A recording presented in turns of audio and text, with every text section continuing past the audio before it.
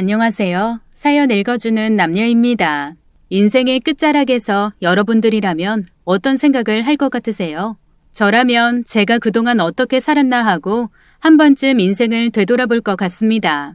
여기 이 그림은 자신의 인생을 되돌아보고 있는 한 노신사를 그린 것인데요. 이 남자 표정이 어떻게 보이시나요? 과연 이 사람은 자신의 인생을 어떻게 바라보고 있으며 왜 이런 표정을 짓게 된 것인지 그 속사정을 한번 들여다보고자 합니다. 그럼 오늘의 이야기 시작하겠습니다. 안녕하세요. 저는 충남 서산에 사는 60대 여성입니다. 여러분은 청춘하면 뭐가 떠오르세요? 저는 우리 딸 아기였을 때가 떠오릅니다.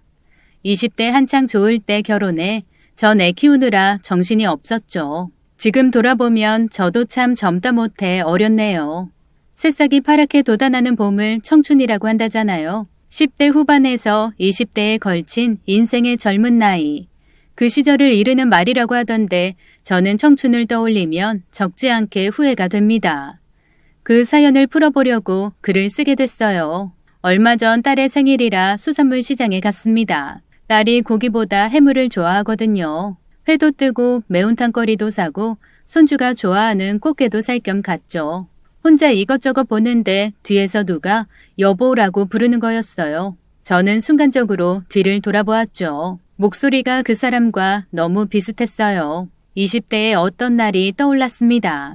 자기야, 조용히 좀 해. 기차화통 삶아 먹었어? 사람들이 다 쳐다보잖아. 목청이 원래 큰 걸 어떻게 해? 당신 양말에 구멍 났다. 엄지발가락이 쑥 나왔는데. 귀여워 죽겠네. 발가락도 어쩜 그렇게 귀엽냐? 조용히 좀 하라고. 창피해 정말. 목청이 워낙 커서 늘 사람들 시선을 끌던 그 사람.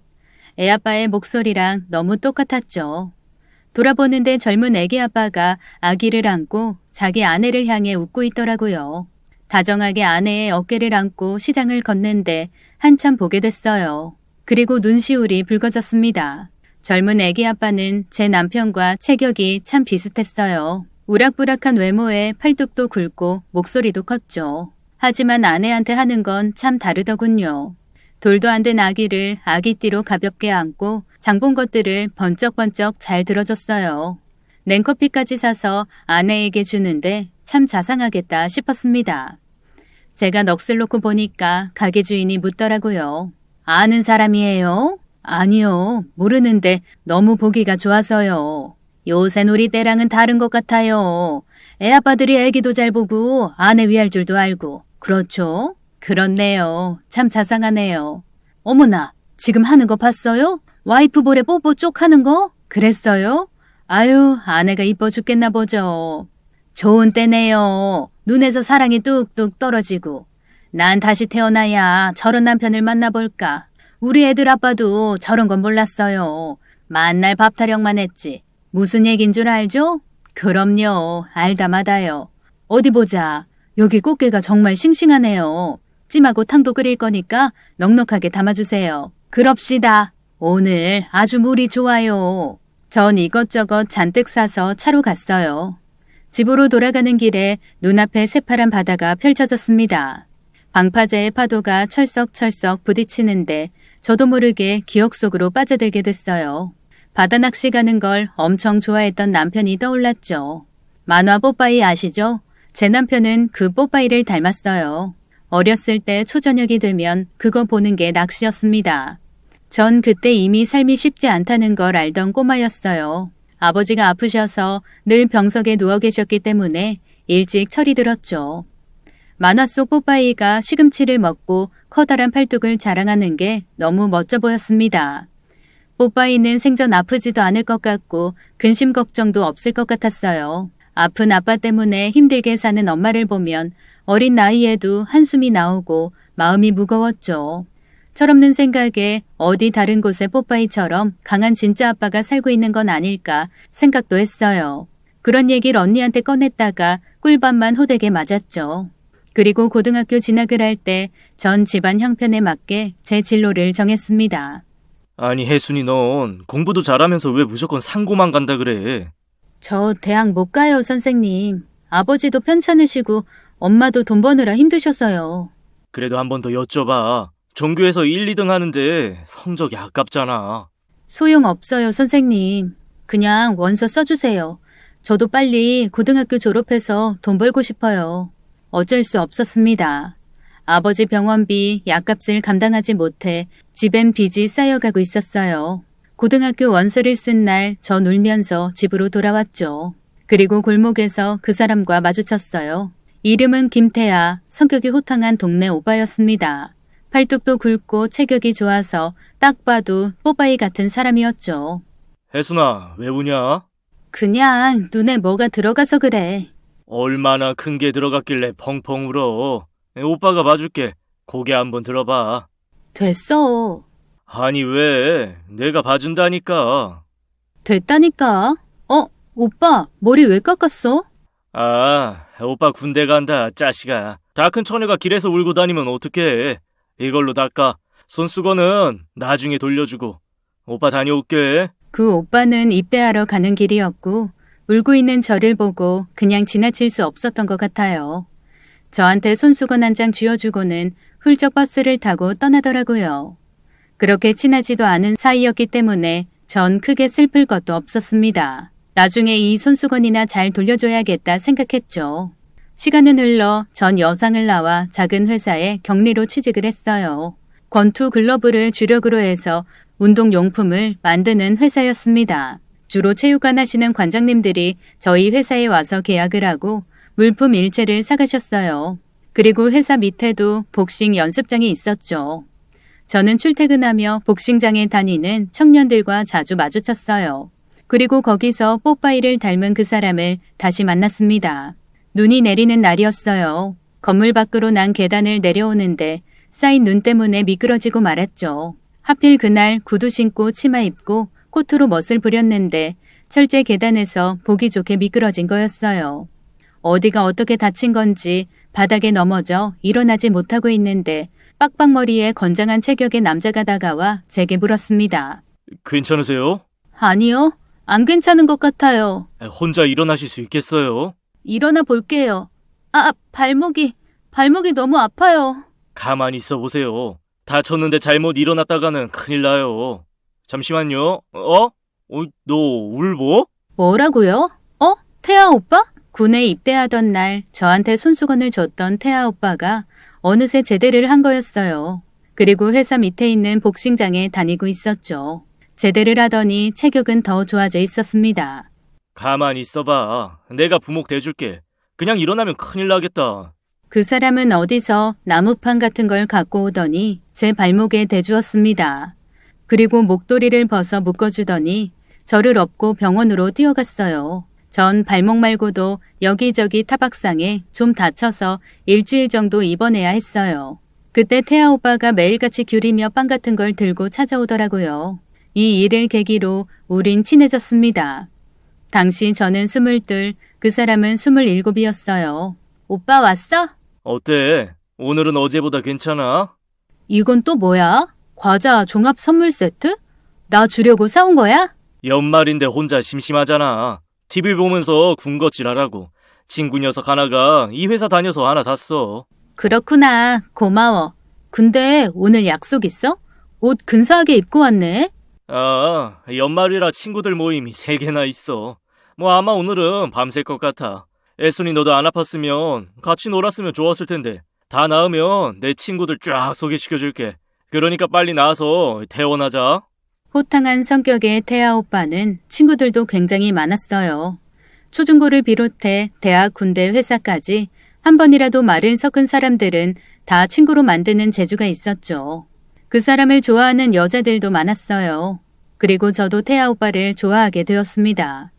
외모도 제 이상형인 뽀빠이를 닮은 데다 발도 넓고 인기도 많은 그 남자가 어린 제 눈엔 너무 멋져 보였어요. 퇴원할 무렵부터 전 짝사랑을 시작했죠. 한 1년쯤 혼자 좋아하다가 고백을 했어요. 당시 23 겨울이었는데 소주를 마시고 엉엉 울면서 속마음을 고백했습니다. 좋아한다고 다른 여자한테 잘해주지 말라고 했더니 얼떨떨해 하더라고요. 이거 참. 꼬맹이 울보가 또 우네. 넌 좋아한다는 고백하면서도 우냐? 꼬맹이라고 하지 마. 나도 벌써 23살이라고. 나 오빠 좋아해. 벌써 1년이나 됐는데 정말 모르는 거야, 모르는 척 하는 거야? 술김에 고백을 하고 나니 용기가 생겨서 그 사람 가는 곳마다 그림자처럼 따라다녔어요. 다른 사람들이 여자친구냐고 하면 오빠는 절 그냥 아는 동생이라고 하더라고요. 제가 나서서 사귄다고 하고 끈질기게 따라다녔습니다. 제 물귀신 작전에 태아 오빠도 결국 넘어오게 됐고 저 24, 남편 29살에 결혼에 성공했습니다. 봄에 결혼을 했는데 식장은 하객들로 넘쳐났어요. 그만큼 축하도 넘쳐 흘렀죠. 전 제가 세상에서 제일 행복하게 살 줄 알았습니다. 그러나 착각이었어요. 남편은 결혼을 했어도 가족보다 여전히 친구가 우선이었습니다. 신혼인데도 저희 집에선 주말마다 말다툼이 벌어졌죠. 주말인데 아침부터 어딜 나가?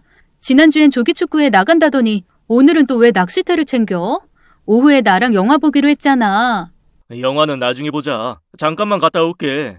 날씨가 이렇게 좋은데 친구들이 날 가만둬야지. 전화통에 불 나는 거 안 보여? 우리 신혼이야. 주말마다 그렇게 나가면 어떡해. 평일에도 퇴근하면 집에 바로 오는 법이 없잖아. 동창 만난다, 군대 동기 만난다. 늘상 그러잖아. 주말 하루쯤은 집에 좀 있어야 되는 거 아니야? 오래 안 걸려. 딱 하룻밤 다녀오는데 이렇게 징징대기야? 어린애처럼? 집에 있으면 답답해서 그래. 후딱 다녀올게. 하룻밤이 후딱이야? 미혼일 땐 그렇게 멋져 보였던 남편의 호탕하고 발넓은 성격은 결혼하고 보니까 정말 좋지 않더라고요.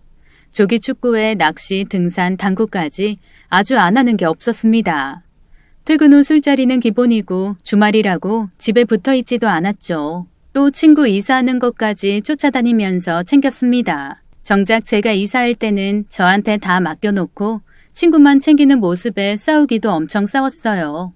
어린 마음에 전 임신을 하면 좀 나아질까 했죠. 결혼 반년 만에 아기가 들었었어요. 그때 제 나이는 24살이었습니다. 하지만 남편은 아기가 태어나도 자기 놀 거 다 챙기더라고요. 젖먹이 갓난아이 놔두고 헐헐 아주 새처럼 날아다녔어요. 하루 종일 혹은 1박 2일 걸리는 낚시 같은 걸 철철히 다니고 틈만 나면 친구 만나 술 마시느라 눈코 뜰 새 없이 바빴습니다. 그렇게 노는 걸 좋아하니까 취직을 해도 일에 전념할 수 없는 건 당연했죠. 얼마 다니지 못하고 잘리거나 자기가 걸어 나올 때도 많았습니다. 아니 여보, 애 키우는데 돈이 얼마나 많이 드는데 자꾸 이렇게 회사를 그만두면 어떡해. 당신 한 회사에 1년도 못 있잖아. 정말 어쩌려고 그래. 설마 우리가 굶어 죽게 하겠냐? 그리고 아기는 자기 먹을 거 자기가 갖고 태어난다고 하잖아. 조금만 기다려. 내가 좋은 사업 아이템 보고 있거든. 곧 큰 돈 벌어다 줄 테니까 푼돈에 너무 연연하지 말고 마음 편하게 먹고 있어. 넌 왜 그렇게 걱정이 많니? 사업? 경험도 없으면서 무슨 사업을 한다고 그래. 경험이 뭐가 필요해? 나한테 친구들이 있는데 사업하는 사람들이 왜 인맥 쌓겠어? 가만히 있어도 기똥찬 사업 아이템들이 굴러 들어온다고. 혜순이는 우리 딸 키우면서 호강할 생각이나 해. 그러나 번지르르한 말뿐이었어요. 남편은 회사를 나온 뒤부터 생활비도 제대로 주지 못했습니다. 결국 제가 돈 버는 일에 뛰어들었어요. 서둘러 산후조리를 하고 이것저것 일할 걸 찾아봤죠. 그땐 나이가 젊으니까 아기 낳고 회복도 금방 되는 것 같았습니다. 그런데 막상 사회에 나가니 제가 할 수 있는 게 별로 없었어요. 아기를 봐줄 사람도 딱히 없어서 시간도 늘 부족했죠. 전 화장품 방문 판매부터 시작을 했습니다. 그런데 이게 돈이 별로 안 되더라고요. 그래도 하다 보니 제 적성을 좀 알게 됐어요. 아줌마들 만나서 상대하는 걸 제가 잘하더라고요. 머리를 굴려서 얼굴 마사지를 하는 미용샵을 차리게 됐습니다. 크지 않게 열었는데 되게 운영이 잘 됐어요. 남편은 깜짝 놀라면서도 좋아했습니다. 우리 마누라 이런 재주가 있었어? 남들은 셔터맨이 꿈이라던데 내가 그 멋진 사나이게 됐구만. 내가 복은 타고났단 말이야. 어디 가서 굶어 죽지는 않는댔으니까. 여보, 셔터맨 하게 해줘서 고마워. 누가 들으면 매일같이 문 열고 닫아주는 줄 알겠네. 아니잖아 당신. 마음 내키는 날에만 조금 거들어 놓고 무슨 셔터맨이야? 매일같이 나와야 셔터맨이지. 뭘 또 그렇게 빡빡하게 그래. 자기야, 우리 형편도 나아졌는데 둘째 만들까? 수정이 혼자 있으면 외롭잖아. 무슨 소리야. 내가 지금 샵 운영하는 게 쉬운 줄 알아? 수정이 아직 4살밖에 안 됐어. 손이 많이 가는 나이라고. 애 보랴, 가게 보랴. 나 정신이 하나도 없어. 하긴 당신이 뭘 알겠어. 여전히 주말에도 내내 나가서 노는데. 왜 불똥이 나한테 튀냐?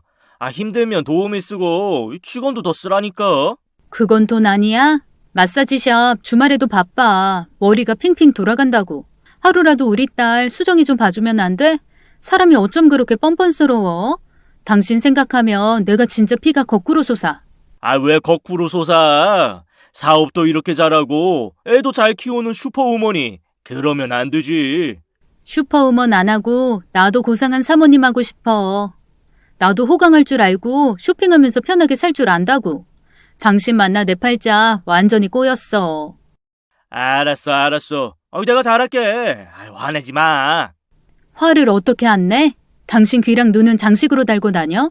내가 고생하는 거 안 보고 안 듣기로 작정한 거야? 어떻게 좋은 것만 쏙쏙 빼먹고 자기 좋은 일만 하면서 살아?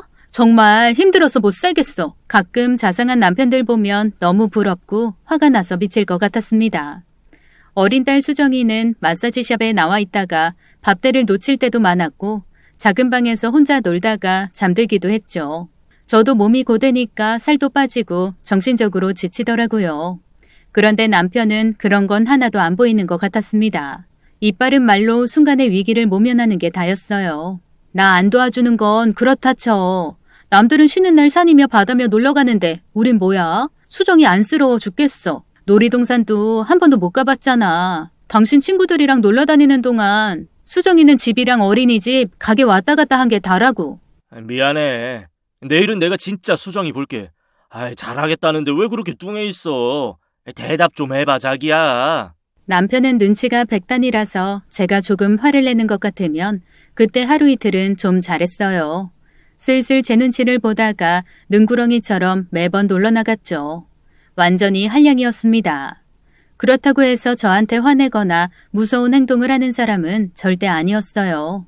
적당히 비유 맞추다가 자기 원하는 거 하는 그런 좀 약은 사람이었죠. 저는 나중에 싸우는 것도 힘들고 지쳤어요. 똑같은 말하는 것도 입 아프고 내 손해더라고요. 애아빠 하나라는 거 그 끝만 잡고 있었습니다. 없는 것보다 낫다 생각하고 애보고 일하면서 살아갔어요. 수정이 유치원 다닐 때는 이런 일도 있었죠. 가족여행 사진을 갖고 오라는 거였어요. 전 몰랐는데 수정이가 잡지책에 나온 남의 가족 놀러가는 사진에 우리 식구 얼굴만 붙여서 가더라고요. 엄마, 우리도 놀러 가자. 아빠랑 엄마랑 다 같이. 그래, 그러자. 사진 보니까 진짜 우리 식구 놀러 가는 것 같네. 아빠는 왜 그렇게 바빠? 아빠는 회사도 안 다니잖아. 만날 낚시랑 축구하러 간다 하고. 어제는 밤에 나가고. 엄마는 만날 일만 하고 나는 집에만 있잖아. 우리도 놀러 가자, 엄마. 지은이랑 비니가 놀이동산 다녀왔다고 자랑해. 나도 가고 싶어. 내 소원이야, 엄마. 그래. 엄마가 이번에는 아빠한테 꼭 물어볼게. 왜 울려고 그래? 가면 되지. 전 우는 수정이를 달래서 간신히 재웠습니다. 이번엔 그냥 넘어갈 수 없어서 남편을 닥달했고 우린 평일에 시간을 냈어요. 수정이도 유치원 빠지고 같이 놀이공원을 갔습니다. 처음이었어요. 애가 너무 좋아하는데 왜 진작 안 왔나 싶었죠. 저녁 때가 되어 제가 수정이한테 물었습니다. 뭐 먹고 싶냐고 했더니 갈비가 먹고 싶다고 해서 근처에 있는 갈비집으로 차를 몰았어요. 그런데 남편이 자기는 가겠대요. 어딜 가? 같이 저녁 먹어야지. 근처에 형식이 살잖아. 연락했더니 자기 가게로 오래. 오랜만에 술 한잔 해야지. 뭐? 이 사람이 진짜? 우리 오늘 가족 처음 놀이공원 왔어. 지금 5시 반이고 우리 이제 저녁 먹으러 가야 해. 하루 꼬박 딸이랑 와이프한테 시간 쓰는 게 그렇게 아깝니? 형식인지 뭔지 아는 인간은 얼마 전에도 만났잖아. 그건 일 때문에 만난 거고. 오늘은 회포 풀 일 있어서 그래. 낮에 같이 놀았으면 됐지. 뭘 저녁까지 같이 먹으려 그래. 나 잠깐 다녀올게. 당신은 진짜 형편없는 사람이다.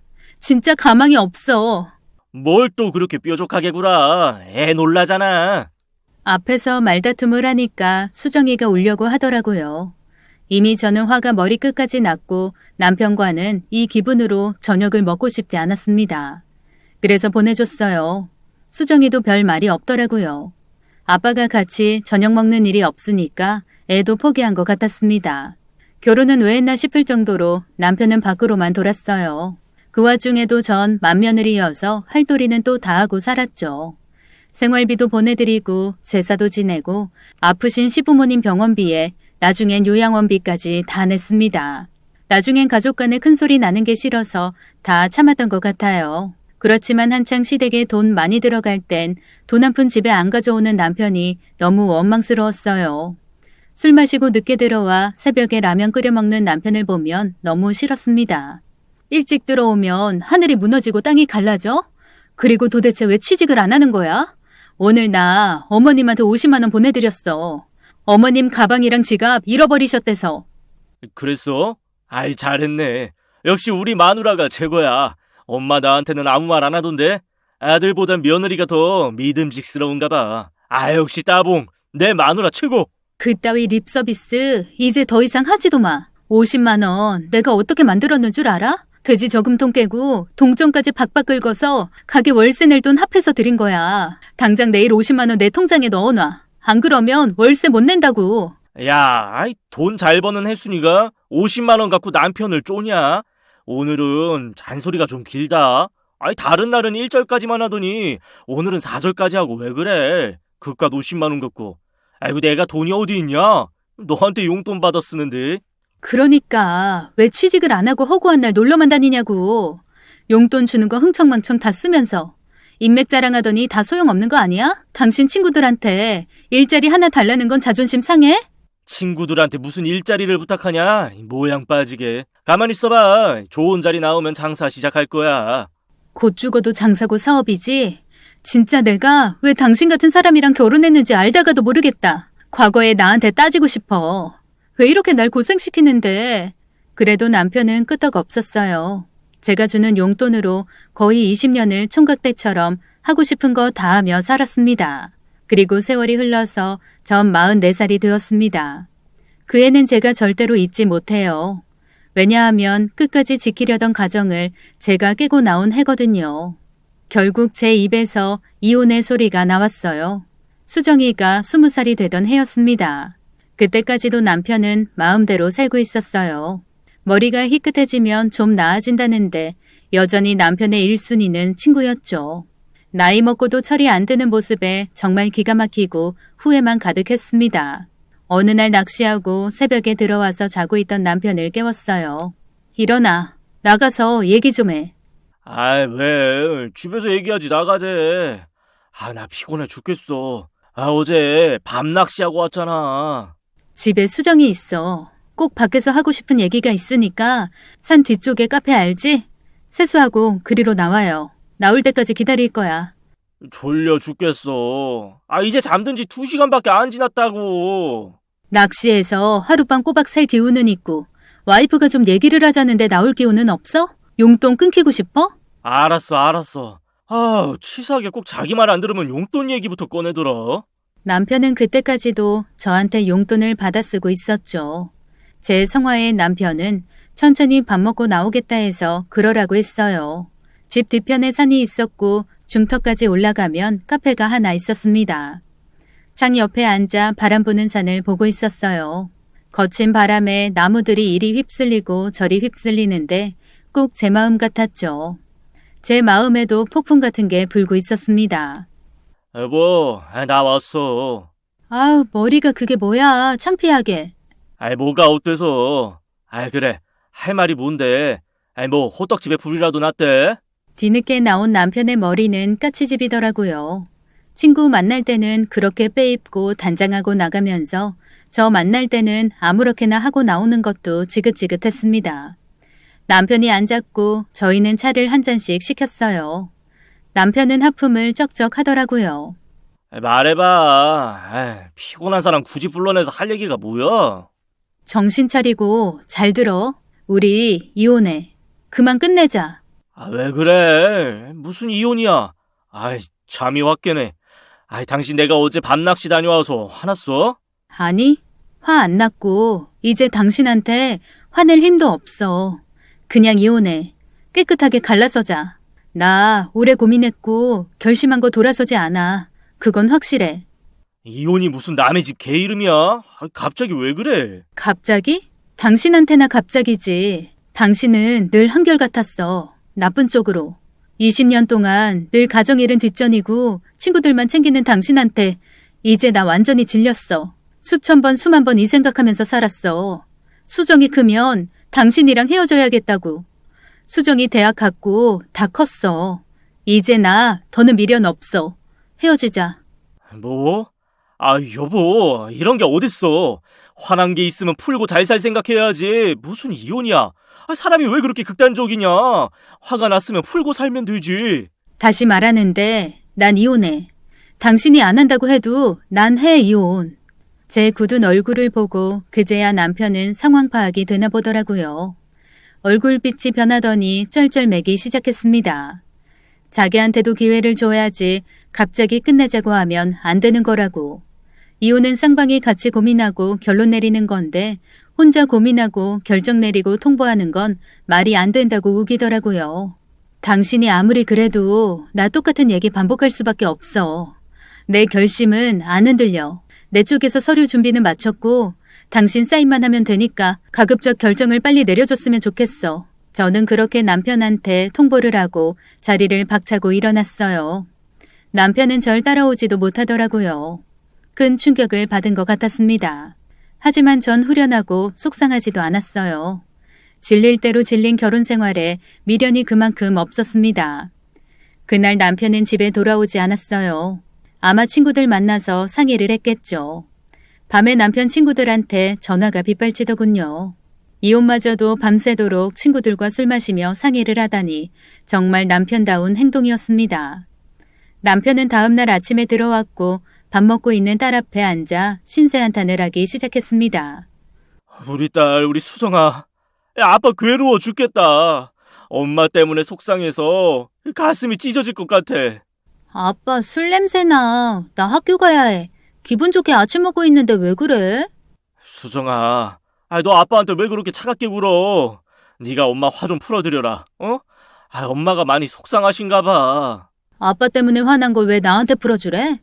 수정아, 엄마가 아빠한테 이혼하재. 야, 이게 말이 되는 소리냐? 20년 넘게 같이 살아놓고 하루아침에 이혼이라니. 너도 컸으니 알 거 아니야. 이 나이에 우리가 이혼하게 생겼는지. 저는 황당했죠. 학교 간다고 아침 먹고 있는 딸한테 저런 소리를 늘어놓다니. 정말 꼴도 보기 싫어서 전 방으로 들어갔습니다. 딸이 남편한테 한 소리 하더라고요. 아빠, 그게 지금 학교 가려고 아침 먹는 딸한테 할 소리야? 너무 답답하고 힘들어서 그래. 우리 딸 수정이 이제 결혼도 하고 아기도 낳을 텐데 엄마가 일을 복잡하게 만들어서 아빠가 무지무지 속상해. 그렇잖아. 너 결혼할 때 아빠 엄마 나란히 앉아있어야 그림이 멋있잖냐. 아빠, 나 결혼 안 할 거야. 엄마 아빠 사는 거 보고 질려버렸어. 그리고 엄마가 그동안 가정에 희생한 게 얼만데 아빠가 그런 소리 해? 나도 이제 커서 알 거 다 알아. 이혼하자 소리 엄마가 먼저 꺼냈다고 해서 아빠 피해자 아니야. 피해자? 야, 내가 피해자 아니면 누가 피해자냐? 수정아, 너 네 아빠야. 세상 천지에 하나밖에 없는 아빠라고. 너까지 이렇게 야박하게 굴면 아빠는 어디 가서 숨을 쉬니? 왜? 아빠 친구들 있잖아. 그리고 아빠 지금 밤새도록 술 먹고 들어온 거 일반적인 거 아니야. 내가 친구 아빠들 어떻게 사는지 다 아는데 진짜 아빠는 하고 싶은 거 마음껏 하며 살았잖아. 아빠 솔직히 이혼당해도 할 말 없다고요. 나 학교 가야 해. 늦겠어. 야, 이 녀석아. 너 아빠한테 그게 할 소리야? 아빠, 나도 이제 성인이야. 생각이 있는 사람이라고. 괜히 힘 빼지 마세요. 엄마 더 괴롭히지 말라고.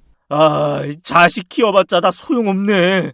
난 엄마가 키웠지. 돈도 엄마가 벌고. 하나부터 열까지 다. 아빠는 그냥 집을 하숙집처럼 생각했잖아요. 그런 딸의 냉정한 반응에 남편은 2차 충격을 받은 것 같았습니다. 저는 딸을 말릴 수가 없었어요. 수정인 철이 들면서 저를 안쓰럽게 생각했거든요. 엄마는 아빠랑 결혼해서 이게 무슨 고생이냐고 항상 그랬고요. 결국 남편은 아무것도 할 수 없었죠. 이혼은 저의 강한 의지로 착착 진행이 됐습니다. 그러는 동안에도 남편은 정신을 못 차렸죠. 숙녀 기간 중에도 술만 마시면서 신세 한탄만 하고요. 자기 마음 안 알아준다고 수정이까지 나무랐습니다. 보다 못한 딸이 저한테 말했어요. 엄마, 내가 못 견디겠어. 아빠 저러는 거 너무 보기 싫어. 우리 이제 말하자. 아빠한테 더 숨겨서 뭐해. 수정아, 꼭 그래야 할까? 나 혼자 감당하는 것도 힘들어. 아빠도 알 건 알아야지. 맨날 술만 마시고 신세 한탄하는 거 못 봐주겠어. 엄마가 말 꺼내기 힘들면 내가 말할까? 아니야, 수정아. 엄마가 얘기할게. 넌 방에 들어가 있어. 그리고 전 남편에게 그 이야기를 하기로 결심했습니다. 수정이와 비밀로 하기로 한 그 얘기를요. 술에 찌들어 잠든 남편이 깨어나 거실로 나왔을 때 말을 꺼냈죠. 당신 수정이한테 화풀이 하지 마. 딸도 지금 힘들어. 나 사실 많이 아파. 간경화래. 심각한 상태고 간이식 못 받으면 나 저 세상 가는 거 시간 문제래. 아니, 그래 지금 나보고 믿으란 말이야? 둘이 쇼하는 거 아니야? 나도 쇼였으면 좋겠어. 근데 아니야. 나 더 스트레스 받으면 안 돼. 그러니까 이혼할 때까지 제발 좀 조용히 살자. 아니 밤중에 홍도 깨라더니 이게 다 무슨 소리야? 간이 뭐 어째? 간이식? 저에게도 간경화 진단은 충격이었습니다. 마사지샵을 하면서 무리한 것도 있었고 요 몇 달 몸이 이상하더라고요. 피로가 풀리지 않고 입맛도 잃었습니다. 눈동자와 얼굴도 노래지고요. 그러나 저는 별일 아니라고 생각했어요. 시어머니 요양원비부터 월세 생활비, 다달이 나갈 돈을 지금껏 벌고 있었기 때문에 누워있을 시간도 없었습니다. 그래서 병원을 미루고 미루다 가게 되었는데 하늘이 무너지는 소리를 듣게 됐어요. 최악의 상황이라 간이식 말고는 나을 방법이 없다는 거였죠. 혼자 알고만 있던 그 사실을 수정이가 알게 됐고 딸은 절 잃을 수 없다며 간이식을 해주기로 한 거였습니다. 그때 방에 있던 수정이가 나와서 울면서 말했어요. 아빠, 엄마 내가 어떻게든 살려낼 거야. 내가 엄마 간이식 해주기로 했어. 절대로 엄마 이대로 못 보내. 엄마 너무 불쌍하게 살았어. 한평생 나 뒷바라지하고 아빠 뒷바라지 하다가 이게 뭐야? 나 엄마 꼭 살려낼 거야. 아빠는 아무것도 모르고 왜 술만 마셔? 왜 엄마 끝까지 힘들게 해? 엄마 잘못되면 어떻게 하라고? 술 마시다 아빠까지 잘못되면 또 어떻게 하라고? 두 분 이혼해도 엄마 아빠인 건 맞잖아. 나 아빠 엄마 다 있었으면 좋겠어. 이혼해도 두 분도 살아계셨으면 좋겠다고요. 왜 나한테 얘기 안 한 거야? 왜 둘이서만 끙끙 앓고 있었냐고? 아무것도 몰랐던 남편은 충격을 심하게 받았죠. 그러나 남편은 충분히 알 수 있었습니다. 사실 전 간이 망가져서 황달도 심했었어요. 살도 몰라보게 빠지고 눈동자도 노랬는데 남편은 그것조차 눈치채지 못했었죠. 이혼 얘기 나온 뒤로 저와 눈도 마주치지 않고 각방 생활을 했기 때문에 제 상태를 육안으로도 확인할 수 없었을 거고요. 그 정도로 남편은 무심했고 자기 감정에만 사로잡혀 있었습니다. 한참 말이 없던 남편이 입을 열었습니다. 내가 죽일 놈 맞아. 이렇게 술 마시고 신세 한탄할 때가 아니었는데 둘이 이렇게 고민하고 큰 결정 내렸을 줄 몰랐어. 미안하다. 정말 미안해. 이제 와서 그러면 뭐해. 전 오히려 더 냉정해졌어요. 다 까발려지니까 오히려 속도 후련하고 남은 미련이 요만큼도 없더라고요. 여보, 나 이혼 못해. 아픈 당신 두고 내가 어떻게 이혼을 할 수 있겠어. 이미 다 늦었어. 당신이 할 일은 아무것도 없어. 독하다. 당신은 아프면 마음이 약해지는 것도 없어? 지난 세월 동안 당신이 나 얼마나 강하고 독하게 만들었는지 알아? 나 이제 아무것도 신경 쓰고 싶지 않아. 당신이랑 신랑이 하고 싶지도 않고. 내가 간이식 절대로 못 받겠다는 거 나 없으면 수정이도 따라 죽을 거라고 해서 겨우 받아들인 거야. 지금 나 많이 복잡해. 당신은 인생에서 빠져줘. 부탁할게. 남편은 공허한 눈빛으로 더 아무 말도 못하더라고요. 그 뒤로 술도 안 먹고 방에 틀어박혀 나오지 않았습니다. 그렇게 숙려 기간이 끝나고 가정법원에 가는 날이었어요. 남편은 끝까지 이혼을 못하겠다고 하더라고요. 그러나 전 결혼하고 처음 불같이 화를 냈습니다. 제발 이혼해달라고 울부짖었어요. 혈압이 치솟는 게 느껴질 정도로 전 화를 냈고 강하게 나갔습니다. 이혼해줘. 나 좀 살려달라고. 나도 숨 좀 쉬고 살자. 자유롭게 놔주는 게 그렇게 어려워? 끝까지 당신 이기심으로 날 괴롭힐 거야? 내가 뉘우치고 잘하겠다잖아. 왜 나한테 요만큼의 기회도 안 줘? 20년 동안 내가 당신한테 배운 건 배신이랑 이기심 뿐이야. 이제 놔달라고 제발. 그럼 이 소원 하나만 들어줘. 무슨 소원? 내가 간이식해줄 테니까 그때까지만 이혼 미루자. 부탁할게. 당신 간 필요 없어. 나 사실 이대로 죽어도 한이 없어. 내가 얼마나 사는 게 지긋지긋했는 줄 알아? 제가 울고불고 하니까 남편은 걱정이 되었는지 입을 닫더라고요. 그리고 제가 진정될 때까지 기다렸습니다. 그리고 무슨 작정을 했는지 심각한 얼굴을 하고 말을 꺼냈죠. 안 되겠다. 잘 들어, 당신. 놀라지 말고. 나 사실 당신 말고 다른 여자 있어. 뭐? 그걸 지금 말이라고 해? 미안하게 됐다. 아니야. 오히려 잘 됐네. 나랑 이혼하고 그 여자랑 살면 되겠네. 속이 다 시원하다. 당신은 억울하지도 않아? 내가 여자가 있다는데 그런 반응이 지금 정상적이야? 비정상이면 어떻고 정상이면 어때? 당신은 갈 길 가. 아무래도 상관없다고 했잖아. 나 천벌 받을 놈 맞아. 그러니까 나 벌을 받아야 한다고. 내가 간이식 해줄 테니까 받아들여. 젊은 딸한테 칼자국 남겨야 속이 시원하겠어? 그럴 바에 내 간을 가져가라고. 그래, 그러자. 나 생각이 바뀌었어. 당신 간 받고 살아야겠어. 다시 건강해져서 수정이랑 남부럽지 않게 살 거야. 됐지? 결국 전 이혼을 미루고 남편의 간을 이식을 받게 되었어요. 그 과정이 진짜 순탄치는 않았지만 오로지 전 수정이만 보고 버텼습니다. 간이식은 다행히 성공적으로 되었고 남편과 저 둘 다 회복을 잘 할 수 있었어요. 그렇게 남편은 절 떠났습니다. 이혼하고 헤어지는 날 저한테 이러더라고요. 건강 조심해. 앞으로도 무리하지 말고. 그래, 당신도 회복 잘하고. 앞으로 우린 연락하지 말자. 수정이한텐 해도 우리는 더 할 말 없잖아. 그렇게 전 남편과 헤어졌습니다. 이혼 도장까지 찍고 깔끔하게 서류 정리까지 했어요. 남편은 살던 집에서 먼저 나갔고 수정이와 전 집을 팔고 새로운 동네로 이사를 했죠. 그리고 새로운 삶이 시작됐습니다.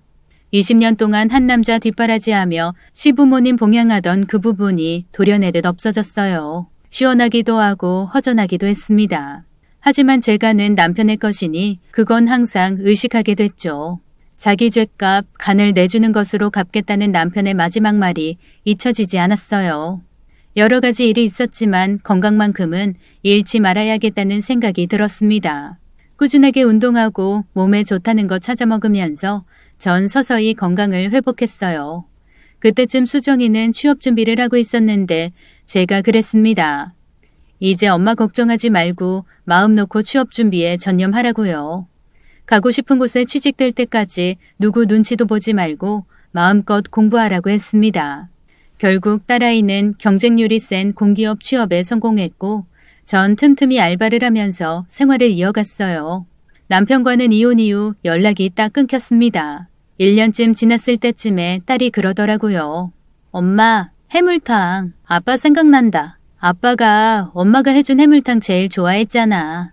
밖에서 사 먹어도 이 맛 안 난다고. 그랬나? 엄마 다 까먹었어? 기억도 안 나 이젠. 근데 요새 아빠랑 연락이 안 돼. 엄마도 연락한 적 없지? 그래? 전화번호도 바꿨어? 전화번호도 바꾸고 이메일을 써도 답도 없어. 보지도 않는 것 같고. 기다려봐. 너한텐 연락하실 거야. 남편은 핸드폰 번호도 알려주지 않고 가끔씩 수정이 생일이나 크리스마스, 새해 이런 날에는 연락을 하는 것 같았어요. 공중전화로 아빠가 전화했다는 얘기를 종종 들었습니다. 저와는 문자 하나 주고받지 않았어요. 그러나 남편 생각을 아예 안 한 것은 아니었습니다. 떨어져 살아보니 그간 우리 부부가 어떻게 살았는지 객관적으로 보였어요. 책임감 없이 한량처럼 놀기만 하는 남편, 잔소리만 하고 원망만 하는 제가 어리석어 보였어요. 좀 더 현명하게 살 순 없었을까 창창하던 시절을 아깝게 흘려보냈다는 생각도 들었죠. 그러나 지난 일 되돌릴 수 없기에 전 가급적 옛날 일을 생각하지 않으려 애썼습니다. 그렇게 세월이 흘러 15년이 지났어요. 그동안 수정이는 좋은 남자 만나서 결혼을 했습니다. 전 딸과 같은 아파트 단지에 쭉 살았어요. 저는 조금 작은 평수에, 수정이는 자기 가정 꾸려 큰 평수에 살았죠. 수정이가 회사에 나가면 손주를 봐줬고 손주들이 웬만큼 컸을 땐 남의 집 유치원생들 등하원을 시켜줬습니다. 그리고 4월 6일 이혼한 지 15년째 되는 날 생각지도 못한 일이 벌어졌어요. 아침을 먹고 외출 준비를 하고 있는데 똑똑하는 소리가 들려서 나가봤죠. 누구세요? 인터폰을 보니 어딘지 모르게 낯익은 얼굴이 있었어요. 처음엔 잘 못 알아봤습니다. 삐쩍 마르고 얼굴이 새카만 사람이 서 있어서요. 한 10초 정도 들여다보다가 전 깜짝 놀라 소리를 질렀죠. 그 사람은 바로 전 남편이었어요. 삐쩍 마르고 주름이 깊게 펴어져 있는 모습이 영 딴 사람 같았습니다. 길에서 마주치면 정말 모르고 지나갈 것 같았어요. 전 몇 번 심호흡을 한 후 문을 열었죠. 정말 삐쩍 마른 전 남편이 거기 서 있었어요. 저랑 살 때 튼튼하던 체격은 어디 가고 앙상하게 뼈만 남아 있었습니다. 어쩐 일이야? 여기 사는 건 어떻게 알았어? 수정이가 알려줬어. 당신 여기 산다고. 15년 만에 보는 건가? 당신 좋아 보이네. 안색도 좋고. 당신은 몰라보게 달라졌네. 살이 왜 이렇게 많이 빠졌어? 좀 그렇지. 우리 어디 가서 얘기 좀 할까? 전 남편은 밖에 나가 얘기를 하자고 했습니다. 저희는 근처 찻집에서 마주 앉았어요. 제 마음은 착잡했습니다. 저는 이혼한 후에 건강 되찾아서 살도 찌고 나이보다 훨씬 젊어 보인다는 소리 듣고 살았는데 전 남편은 무슨 고생을 다 했는지 얼굴에 살점 하나 없더라고요. 저희는 차분하게 대화를 시작했습니다. 이제 둘 다 나이도 먹을 만큼 먹었고 서로 큰 소리 치면서 얼굴 붉힐 사이는 아니었으니까요. 이때 제 나이가 59, 남편은 64이었습니다. 어쩐 일로 찾아왔어? 수정 엄마. 이상하게 듣지 마. 사실 내가 재산이 좀 있는데 그걸 수정이랑 당신한테 증여하고 싶어서 이렇게 찾아왔어. 재산? 그걸 나한테도 준다고? 수정이한테만 주는 게 아니라? 그리고 재산이 얼마나 있길래 그래? 당신 돈 벌 줄 모르는 사람이었잖아. 믿기 어렵겠지만 이거저거 다 합하면 100억쯤 돼. 나쁜 짓 한 거 아니고 다 내가 열심히 땀 흘려 번 돈이야. 믿어줘. 뭐? 100억? 전 남편 말을 듣고 좀 놀랐습니다. 이 사람은 이혼 당시에 빈털털이었어요. 돈이 한 푼도 없었고 총각 때부터 원체 돈 모으는 데에는 관심이 없는 사람이었습니다. 또 아무리 세월이 흘렀어도 15년 동안 큰 돈을 벌기가 쉬운 일은 아니잖아요. 저는 다시 물었습니다. 당신 복권이라도 당첨된 거야? 어떻게 그렇게 큰 돈이 있어? 못 믿겠어? 나 똑똑히 기억해. 당신 나랑 살 때 돈 한 푼 안 벌어다 줬잖아. 내가 쉽게 믿을 수 있겠어? 그리고 그 돈을 왜 나한테까지 주겠대? 얘기가 좀 길어. 전 남편은 차분하게 이야기를 시작했습니다. 수정 엄마랑 이혼한 후에 한 1년 정도 낚시터에서 살았어. 나 낚시 좋아하는 거 당신 알잖아. 좋아하는 건 아는데 페인처럼 살았던 것 같아. 나중엔 낚시가 재미없어지더라고. 말려주는 사람이 없어서 그런가? 원 없이 해보니까 더 하기가 싫어졌어. 그런 생각도 들었지. 고작 이거나 하자고 가족을 잃었나 후회가 밀려들었어. 그 이후로 머리만 안 깎았다 뿐이지 스님처럼 살았지. 인생 공부를 했다고 해야 되나. 지난 일들이 파노라마처럼 스치더라고. 나 철이 없어도 너무 없었지. 결혼은 해놓고 당신이랑 수정이 거의 방치했어. 그렇게 말하는 전 남편의 얼굴에 회한이 가득했어요. 저도 옛날 일이 어제 일처럼 떠올랐죠. 같이 살 때 또 낚시 가냐고 남편 등 뒤에 싫은 소리 하던 제 모습이 생생했어요. 낚시를 끄는 전 남편은 작은 식당을 시작했대요. 사람이 말솜씨도 좋고 사교성이 좋아서 저도 그 옛날에 장사라도 해보라고 등 떠밀었던 적이 2번 있었습니다. 그때는 힘들어서 안 한다더니 자기가 마음 먹고서는 곧장 가게 운영을 했나 보더라고요. 작은 식당으로 시작했는데 뭐 지금은 꽤 크게 운영하고 있어. 한우 가게인데 고기도 좋고 매장도 넓어서 손님들이 많이 찾아와. 그래서 돈을 좀 모았어. 꽤 많이. 고생해서 번 돈을 왜 나랑 수정이한테 주겠다는 거야? 나 그동안 당신이랑 수정이한테 속지 않은 느낌으로 일만 하면서 살았거든. 받아줘. 부탁이야. 아니야. 나 그 재산 받을 수 없어. 우리 이미 남이잖아. 오래오래 살면서 당신이 즐기면서 써. 왜 15년이나 연락 끊는 나한테 와서 준다고 그래? 부담스러워. 나 그거 받을 사람 아닌 것 같아. 수정 엄마, 당신이 꼭 받아야 해. 사실 나 얼마 전에 병원에 다녀왔어. 당신이랑 이혼한 이후에 동네 약국도 가본 적이 없어. 사실 아파도 참았어. 편하게 살 자격이 없다고 생각해서. 그런데 몇 달 전에 가게에서 쓰러졌어. 쓰러졌다고? 어디 아파 당신? 직원들이 구급차 불러서 병원에 갔는데 나 오래 못 산대. 아니 당신 그게 무슨 소리야. 오래 못 산다니. 당신 혹시 나쁜 병에라도 걸린 거야? 전 남편은 천천히 고개를 끄덕였어요. 모든 걸 담담히 받아들이겠다는 표정이었죠. 폐암, 말기 이미 다 퍼져서 손 써볼 수도 없대. 심장이 덜컥 내려앉았습니다. 시한부 선고를 받고 힘들 법도 한데 전 남편은 마음의 정리를 다 한 것 같았어요. 다가올 죽음을 차분히 받아들이겠다는 의지가 보였죠. 저도 모르게 눈물이 흘렀어요. 자기가 죽을 날 받아놓고 저한테 온 걸 보니까 가슴이 미어지는 것 같았습니다. 나는 가망 없대. 치료도 늦었고 내가 모은 재산 당신이 받아서 수정이랑 행복하겠어. 수정이도 아파트 대출 남았다고 들었어. 자식 키우려면 앞으로 돈도 많이 들 텐데 아빠가 해준 돈이 있으면 든든하잖아.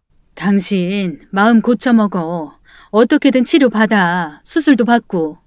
아니, 난 포기했어. 당신 그 돈 받아야 돼. 안 받으면 당신 자리 차지한 그 여자가 다 갖게 되잖아. 억울하지도 않아. 당신 잊었어. 나 바람 폈던 거. 순간 조용한 정적이 흘렀습니다. 당신 바람 안 피웠잖아. 사실은 내 연이 없잖아. 나 사실 다 알고 있었어. 당신 그때 거짓말하는 거. 수정 엄마. 15년 전 이혼할 때 남편에게 여자는 없었습니다. 그 이전에도 없었고요. 그거는 확실히 알고 있었죠. 한량처럼 놀면서 가정 등한시하고 속을 썩일지언정 바람피며 아내 배신할 사람은 아니었어요. 그걸 전 누구보다 잘 알고 있었습니다. 또 이혼할 당시에 친구들이 저한테 와서 얘기를 많이 해줬어요. 저 사람 그럴 사람 아닌 거 잘 알지 않냐고요. 그때 전 이혼하고 갈라질 생각에 모른 척했지만 다 알고 있었죠. 전 남편이 충격요법으로 저를 설득하려고 했다는 것을요. 수정이 대신 자신이 저에게 간이식을 하기 위해 억지로 만든 핑계였습니다. 전 남편이 떨리는 목소리로 묻더라고요. 당신 알고 있었어? 근데 왜 모른 척을 했어? 그냥 그때는 당신이 너무 미워서 한시라도 빨리 헤어지고 싶었어. 그리고 수정이한테 간이식 받는 것도 너무 괴로웠고. 그래, 모르는 척 속아 넘어가 주자 했던 거야. 당신이랑 산 세월 너무 억울하고 한스러워서 그렇게라도 다시 살자 독한 마음 들었어. 그랬구나. 당신은 다 알고 있었어. 전 남편이 씁쓸하고 씁쓸하게 웃더라고요. 정말 당신은 내가 따라잡을 수 없는 사람이야. 15년 전에 당신과의 결혼 생활 정말 형편 없었지. 그동안 후회 많이 했어. 젊은 혈기에 뭐가 중요한지도 모르고 내가 어리석었지. 아무리 생각해도 당신이랑 수정이한테 해준 게 없더라. 미안하게 생각해. 진심으로. 당신이 진심으로 얘기하고 있다는 거 느껴져. 그동안 시간이 많이 지났지. 사과 받아줄게. 나도 솔직히 잘한 건 없는 것 같아. 수정 엄마가 잘못한 게 뭐가 있어. 시간을 되돌릴 수 있다면 우리 결혼했던 29살로 돌아가고 싶어. 사랑해서 결혼해놓고 왜 그렇게 당신을 힘들게 했는지 참 바보 같지. 아까운 시간 다 흘려보내놓고. 남편의 진심 어린 이야기를 들으니 제 마음도 흔들렸습니다. 원래는 차갑게 거리를 두려 했는데 저 역시 솔직하게 털어놓고 싶더라고요. 그리고 15년 동안 마음에만 두었던 말을 털어놓았습니다. 사실 나 15년 동안 후회 많이 했어. 그렇게 이혼하고 당신을 떠나보내는 게 아니었는데 차라리 당신한테 나 이렇게 힘드니까 도와달라고 순하게 손 내밀 순 없었을까? 내 최선이 당신한테도 최선이었을까? 그런 생각 많이 들었어. 간 이식 받고 건강 되찾은 후에 매일같이 당신이 떠오르더라. 바람까지 폈다고 거짓말하면서 나를 살리고 싶었던 당신 마음 시간이 지나니까 알겠더라고. 미안해. 그리고 고마워. 전 남편은 제 이야기를 들으면서 눈물을 뚝뚝 흘렸습니다. 제 양볼도 뜨거운 눈물로 흠뻑 젖었어요. 이렇게 말할 수 있어서 좋다. 용기 내서 찾아와줘서 고마워. 미안해, 수정 엄마. 그리고 고마워. 당신이랑 살았던 20년은 죽을 때까지 못 잊을 거야. 오늘 당신이랑 나눈 대화도. 꼭 병원 들어가. 다 포기하지 말고. 알았다며 고개를 끄덕이는 전 남편의 얼굴은 눈물로 온통 얼룩져 있었어요. 그로부터 3달 후 전 남편은 사망했습니다. 그 사람이 모은 100억대 재산은 저와 딸 앞으로 돌아왔어요. 장례식을 치르며 수정이는 참 많이도 울었습니다. 수정이도 어렸을 때 아빠를 많이 원망했기 때문에 그게 한으로 남은 것 같았죠. 수정아, 미안하다. 엄마가 좀 더 현명하게 살았어야 했는데 그때 철이 없었던 건 아빠만이 아니었어. 엄마도 잘못한 게 많아. 아니야, 엄마. 내가 결혼해서 살아보니까 알겠어. 좋아서 결혼했어도 같이 사는 건 정말 쉬운 일이 아니더라. 나 이제 엄마 아빠 다 이해해. 근데 가슴 아픈 건 아빠가 혼자 지낸 세월이 너무 길었던 거.